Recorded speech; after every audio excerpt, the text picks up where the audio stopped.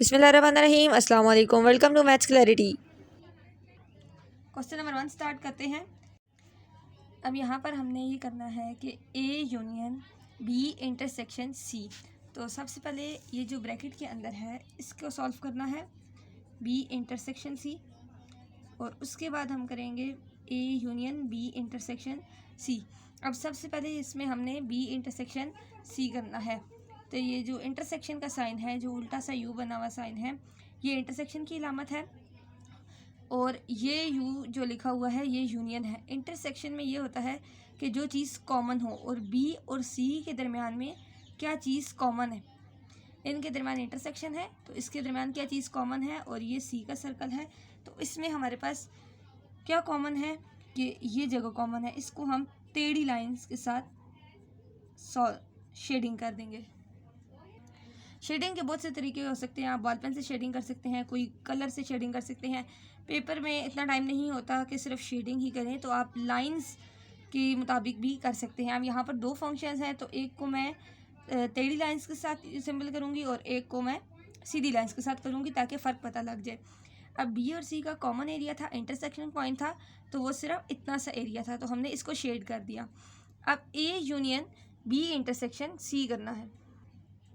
अब आपने A union करना है, ए का यूनियन करना है बी इंटरसेक्शन सी के साथ। बी इंटरसेक्शन सी का ये एरिया था, तो आपने इस ए के साथ इसका यूनियन लेना है। यूनियन का मतलब होता है आपने पूरी चीज़ें शेड कर देनी है। अब ए के लिए हम सिंपल लाइन, स्ट्रेट लाइंस ले लेते हैं, तो इस पूरे ए को करते जाएंगे। ए यूनियन है ना, तो इसका मतलब फुल ए, ये जो इसमें इंक्लूड होगा इसको भी हम साथ साथ शेड कर देंगे। अब यहाँ पर हम मेंशन करेंगे कि बी इंटरसेक्शन सी के लिए हमने कौन सी लाइन यूज़ की है। हमने बी इंटरसेक्शन सी के लिए टेढ़ी लाइन यूज़ की है, तो इसको हम यूं ड्रॉ कर देंगे। अब ये जो फाइनल आंसर है बी इंटरसेक्शन सी, ये फाइनल आंसर होता है। इसको हम दो एरियाज इसको शो करते हैं, क्योंकि ये वाला एरिया भी है एंड ये वाला भी। तो इसके लिए हम बॉक्स बना देंगे, इसको दो हिस्सों में डिवाइड कर देंगे। एक हिस्से में हम करेंगे कि स्ट्रेट लाइंस हमने ड्रॉ की हैं, और एक में हमने स्लाइड लाइंस ड्रॉ की हैं। तो इस तरह हर चीज़ को शेड करते जाना है, हर फंक्शन को करते जाना है। अब इसमें हमने क्या करना है कि इसमें मैं आपको इस तरह गाइड करती हूँ कि सबसे पहले ब्रैकेट को देखते हैं, जिसमें हमने करना है बी यूनियन सी। यूनियन का मतलब है आप सारे एरिए को शेड कर दें, बी और सी दोनों को शेड कर देंगे। ये बी है और ये सारा सी है, तो इसको हम सारा का सारा शेड कर देंगे। तो ये बी है, ये बी शेड हो रहा है, बी में ये कंप्लीट पार्ट है, तो ये हो जाएगा शेड। अब जो सी है, सी जो है उसको भी शेड कर लेते हैं। अब हमने इस एरिया को भी करना है, क्योंकि ये भी एरिया सी में आ जाता है। तो ये बी और सी में यूनियन हो चुका है कि ये कंप्लीट तौर पर शेड हो चुके हैं। अब हमने क्या करना है कि जी ए का इंटरसेक्शन लेना है कि ए में और बी यूनियन सी था, इसमें कॉमन एरिया कौन सा है। इसमें कॉमन एरिया है ये पूरा ए है, ये बी यूनियन सी है जो सारा एरिया शेड हुआ हुआ है। अब ए हमारे पास क्या है कि ए हमारे पास ये वाला है, तो कलर हम डिफरेंट यूज़ कर लेते हैं। ये जो हमारे पास आंसर रहेगा इसको भी हमने, अब ये जो होगा ये हमारे पास फाइनल आंसर होगा जो बॉक्सेस बन गए हैं। तो बी यूनियन सी क्या था, इसमें हमने टेढ़ी लाइंस यूज़ की है। तो टोटल आंसर क्या है, ए में और बी यूनियन सी में क्या कॉमन था, तो ये जो एरिया है हमारे पास ये आंसर है। तो इस बॉक्स में हम क्या शो करेंगे, पहले तो इसमें टेढ़ी लाइन सी जो बी यूनियन सी आई, फिर बाद में हमने इसमें ऐसी भी लगा दी क्योंकि ए का भी एरिया इसमें इंक्लूड था। तो ये जो है ये काउंट नहीं होता है, हमारा सिर्फ आंसर ये काउंट होता है।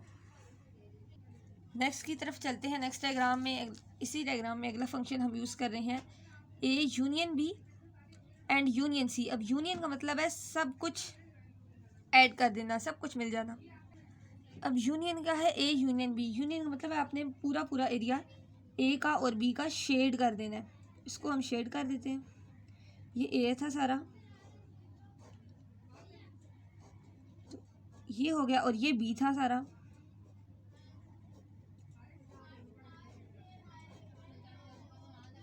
तो ये आपके पास हो गया ए यूनियन बी, ए और बी का यूनियन हो चुका है। अब जो यूनियन है ए और बी का यूनियन, इसको यूनाइट करना है किसके साथ, सी के साथ। तो अब ये सी को भी शेड कर लेंगे, ये सारा एरिया शेड हो जाएगा। तो इसको ए की लाइंस में हम शेड कर लेते हैं, क्योंकि ये पूरी डायग्राम शेड हो चुकी है। यूनियन में हर चीज़ शेड हो जाती है। ए यूनियन बी में जो शेडिंग की है वो सीधी लाइंस है, और जो इसका फाइनल आंसर है, हमने सारा यूनियन कर दिया तो हमने इसको एक ही लाइन में कंसीडर कर दिया। इस सीधी लाइंस ही पूरी एरिया में लगी हुई है। इसी डायग्राम का नेक्स्ट फंक्शन है, ये अगला फंक्शन है। ये इम्पॉर्टेंट भी है क्योंकि इसमें हमने इंटरसेक्शन करना होता है, ए इंटरसेक्शन। ये जो हमारा लास्ट फंक्शन है इसका, ये इम्पॉर्टेंट है क्योंकि इसमें हमने शो करना होता है कि इंटरसेक्शन सारी जगह हमने अप्लाई करना है। बी इंटरसेक्शन सी को भी इंटरसेक्ट करना है ए के साथ। तो पहले बी और सी के दरमियान कॉमन एरिया कौन सा है, ये वाला। तो इसको शेड कर देते हैं।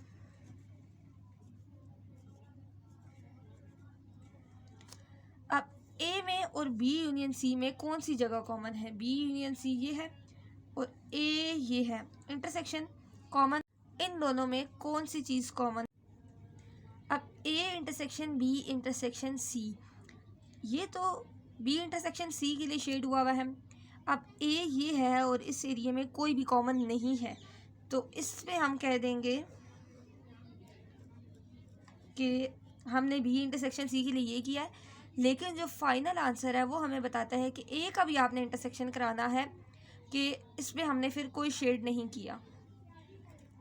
इसमें कोई भी कॉमन एरिया नहीं था जो ए के साथ भी आ सकता। तो नेक्स्ट क्वेश्चन में है पार्ट नंबर 2 के अब 4 फंक्शंस करेंगे। पार्ट नंबर 2 हमारे पास है पहला function A union and B intersection C. अब बी इंटरसेक्शन सी में क्या हम करेंगे, B intersection C, final answer इसका क्या होगा, ये वाला एरिया।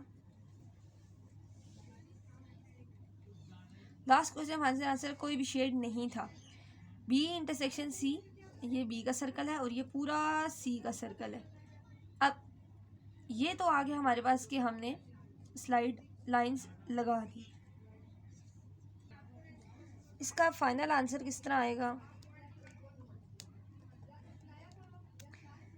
अब जो ए है ये पूरा ए का सेट है। ए को यूनियन करना है बी इंटरसेक्शन सी के साथ। यूनियन में बी का ये एरिया रहेगा और ए को हम स्ट्रेट लाइंस के साथ शो कर देंगे। अब हम यहाँ बताएंगे कि हमने बी इंटरसेक्शन सी में ये वाली लाइन शो की, एंड इसमें हमने 2 बॉक्स में डिवाइड कर दिया। सबसे पहले बी इंटरसेक्शन सी को हमने टेढ़ी लाइन और ए वाले को हमने यूनियन में स्ट्रेट शे कर दिया। अब ये चीज़ इंपॉर्टेंट है क्योंकि इसमें हमने 2 तरह की लाइंस लगानी होती हैं। सबसे पहले हम यूज़ करेंगे B union C. B union C है, तो इसका मतलब है बी को सी के साथ सारा का सारा यूनियन कर देना है। तो ये बी शेड का हो गया। पहले बी शेड करते हैं। बी हमारे पास शेड हो जाएगा।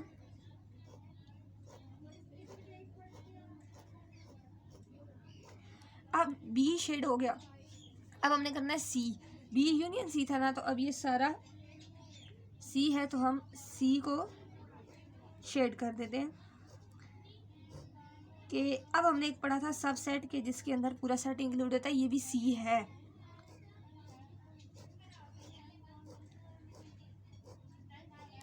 अब हमने किया बी यूनियन सी, ये सारा सी था एंड ये बी था, इसको हमने रिप्रेजेंट किया स्ट्रेट लाइंस के साथ।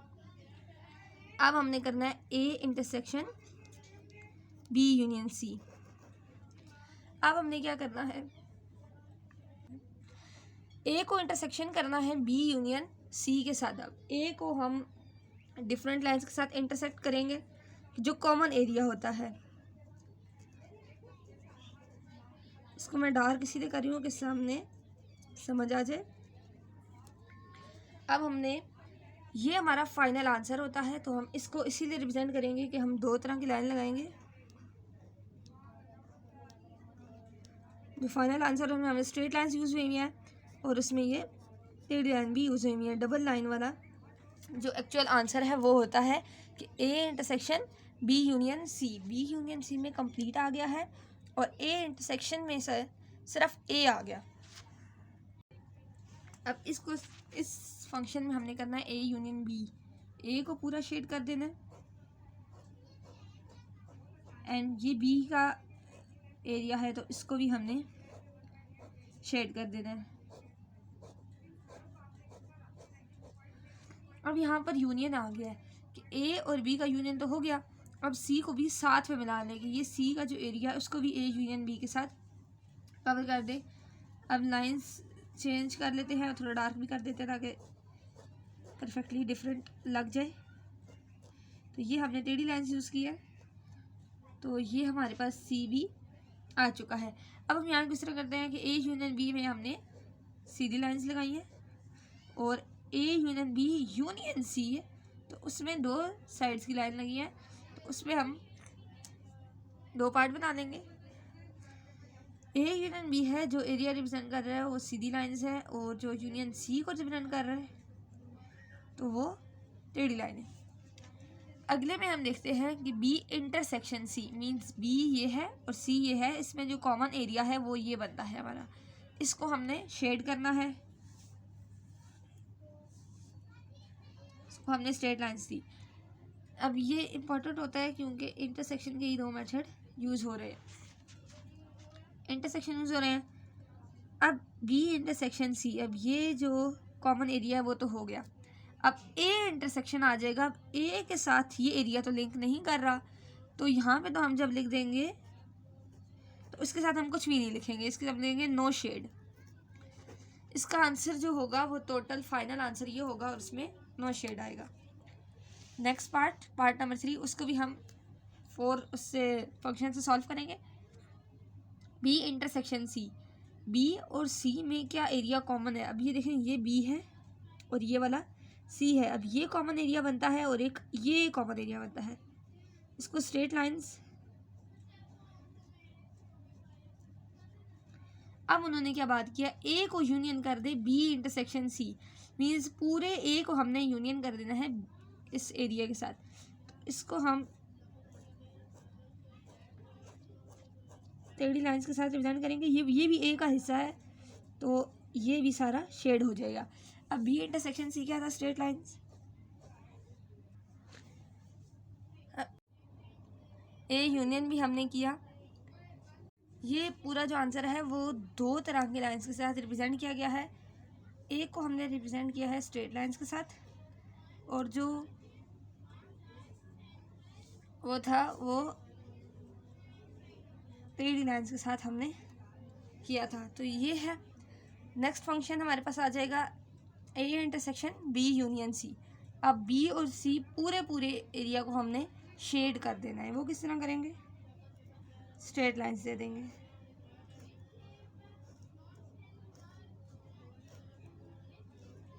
ये पूरा एरिया बी में इंक्लूड है तो ये सारा शेड हो गया। अब ये सारा एरिया सी का है तो इसको भी हम साथ में शेड कर देंगे। अब ये बी यूनियन सी तो हमने स्ट्रेट लाइंस के साथ रिप्रेजेंट कर दिया। अब ए इंटरसेक्शन रह गया, मींस ए का जो पार्ट इनके साथ इंक्लूड है उसको भी शेड करना है, ये भी है। अब ये वाली जो लाइंस हैं जो हमने टेढ़ी यूज़ की हैं वो हमारे पास आ जाएंगी। जो आंसर है वो हमारे पास इस तरह आ जाएगा। फाइनल आंसर वो सिर्फ ये एरिया आंसर होता है इसका, ये जो इतना सा एरिया हमारे पास आ जाता है, ये सारा आंसर का इंक्लूड हिस्सा नहीं होता, ये सिर्फ ए इंटरसेक्शन तक इसका आंसर आ जाता है। नेक्स्ट ए यूनियन बी, अब ए और बी को कंप्लीट हमने शेड कर देना है।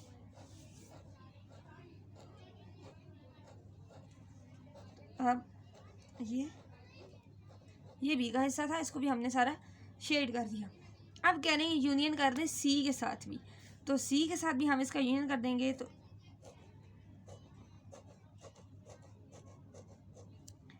अब हमने क्या किया, ए यूनियन बी के लिए हमने स्ट्रेट लाइंस यूज़ की, और जब इसके साथ यूनियन सी आ गया तो इसको हम दो पार्ट्स में डिवाइड कर देंगे। बी को जो शो कर रहा है पार्ट, उसको हमने ये लाइन्स दे दी, और यूनियन सी के लिए हमने ये लिख दी। Next function B intersection C, ये इम्पोर्टेंट है। बी इंटरसेक्शन सी, बी और सी में कौन सा एरिया कॉमन है, तो वो सिर्फ ये एरिया कॉमन है और ये एरिया कॉमन है। अब वो कह रहे हैं उसका भी इंटरसेक्शन जो ए के साथ कॉमन है। अभी आप देख सकते हैं कि सिर्फ ये हिस्सा ऐसा है जो कॉमन है, ये हिस्सा ऐसा है जो कॉमन है, तो इसको हम ये डबल लाइंस हमने शो कर दी। जो टेढ़ी लाइंस थी वो हमने ए को दी। तो यहाँ पर हमारा क्वेश्चन नंबर, इसका पार्ट नंबर 3 भी कंप्लीट हो गया है। नेक्स्ट पार्ट है पार्ट नंबर 4। पार्ट नंबर 4 होगा हमारे पास ए इंटरसेक्शन बी से स्टार्ट हो रहा है, B intersection C. B intersection C कोई भी चीज़ कॉमन नहीं है, इसे हम छोड़ देंगे। अब ए को यूनियन कर देना है इन सब के साथ, मींस ए के पूरे कॉलम को हम शेड कर देंगे। अब ए में ये वाला एरिया भी आता है तो इसको भी हम शेड कर देंगे। अब बी इंटरसेक्शन सी था, कोई भी चीज़ कॉमन नहीं थी, इसको as it is no shade के साथ छोड़ देंगे। अब इसके साथ हमने कौन सी लाइंस यूज़ की हैं, स्ट्रेट लाइंस यूज़ की हैं। अब दो फंक्शन है, तो अब B union C means B और सी को टोटल आपने शेड कर देना है। तो ये बी का हिस्सा था तो हमने ए वाली साइड भी इसीलिए शेड की है। बी यूनियन सी के लिए हमने कौन सी लाइन यूज़ की, स्ट्रेट। अब सेकंड ऑप्शन वो कह रहे हैं कि ए इंटरसेक्शन करें इसके साथ, जो एरिया कॉमन है वो ये है, तो ये हमारे पास आंसर आएगा इसका, ये हमारा फाइनल आंसर है। चलते हैं इस डायग्राम को नेक्स्ट फंक्शन की तरफ। इसका नेक्स्ट फंक्शन आएगा हमारे पास ए यूनियन बी। अब ए और बी को हम कंप्लीट शेड कर देंगे। ये एरिया भी इसमें इंक्लूड है और बी भी शेड हो जाएगा। ये हो गया हमारे पास ए यूनियन बी। अब यूनियन सी मीन्स सी को भी हमने कंप्लीट शेड कर देना है, तो हम लाइन चेंज कर देते हैं। तो जो आंसर आएगा ए यूनियन बी का, वो हमारे पास आएंगी स्ट्रेट लाइंस, और A union B union C, इसको हम दो पार्ट्स में डिवाइड करेंगे कि हमने ए यूनियन बी के लिए स्ट्रेट लाइंस ली, और यूनियन सी जो था उसके साथ हमने टेढ़ी लाइंस अप्लाई कर ली। उम्मीद है आपको साथ से समझ आ रही होगी। अब बी इंटरसेक्शन सी है, मीन्स बी और सी में क्या कॉमन है, कुछ भी कॉमन नहीं है। और ए इंटरसेक्शन बी, इसमें भी कोई एरिया ऐसा कॉमन नहीं है कि इस पूरे के साथ मिल सके, तो हम लिख देंगे बी इंटरसेक्शन सी के आगे भी लिख देंगे नो शेडिंग, और A intersection B intersection C के साथ भी हम लिख देंगे नो शेडिंग। यहाँ पर हमारा क्वेश्चन नंबर 1 कंप्लीट हो चुका है। इसके चारों पार्ट्स हमने कर लिए हैं। उम्मीद है आपको ये वीडियो समझ आ गई होगी। अगर इसमें कोई पार्ट और मेथड समझ नहीं आया तो आप पूछ सकते हैं, आपको गाइड कर दिया जाएगा। वीडियो की समझ आ गई हो तो इसको लाइक, शेयर और कमेंट करना मत भूलिए। चैनल को लाजमी सब्सक्राइब कीजिएगा। अल्लाह हाफिज़।